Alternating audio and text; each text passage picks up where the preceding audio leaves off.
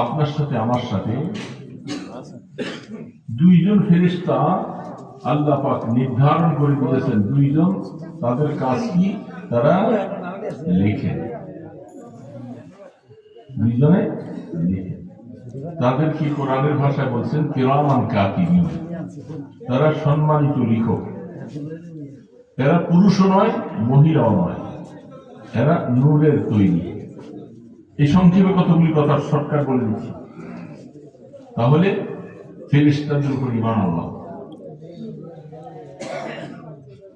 আমানতু বিল্লাহি ওয়া মালাইকাতিহি ওয়া কুতুবিহি, আল্লাহ পাকের যত আসমানি কিতাব আছে আমি অন্তর থেকে আসমানি সমস্ত কিতাবকে বিশ্বাস করি। চারটা কিতাব হলো উল্লেখযোগ্য, আর বাকি কিতাবগুলি সহিফা বলা হয়। এই 13টা কিতাব হক এবং সত্য যে নবীদের উপরে আসছেন আমরা বিশ্বাস করি। যদিও সেই কোরআনের উপরে আমাদেরকে আমল করতে বলা হয় নাই, আমরা আমল করব আমাদের নবীজির উপর যে কোরআন আসছে সেই কোরআনের উপর। আর বাকি সমস্ত কিতাবগুলি সত্য এবং হক বিশ্বাস করা হয়। তো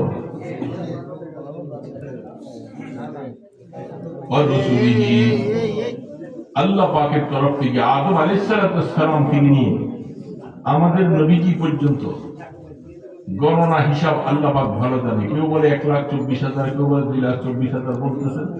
সহিহ কোন হাদিসে তার সরাসরি প্রমাণ নেই।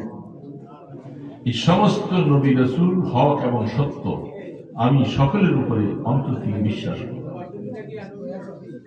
কয়টা হলো? আমানতু বিল্লাহি ওয়া মালাইকাতিহি ওয়া কুতুবিহি ওয়া রুসুলিহি ওয়াল ইয়াউমিল আখির,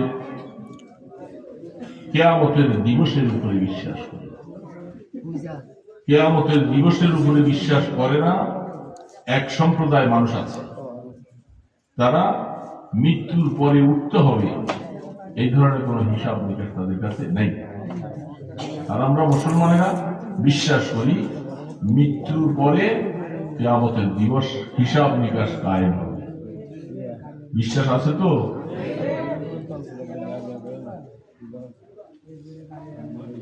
واليوم الآخر والقدر خيره وشره من الله تعالى, ভালো মন্দ সব কিছু নিয়ন্ত্রণ করেন আমার আল্লাহ। কি করেন? এটা নিয়ে আইসা অনেক সমস্যা হয়েছে।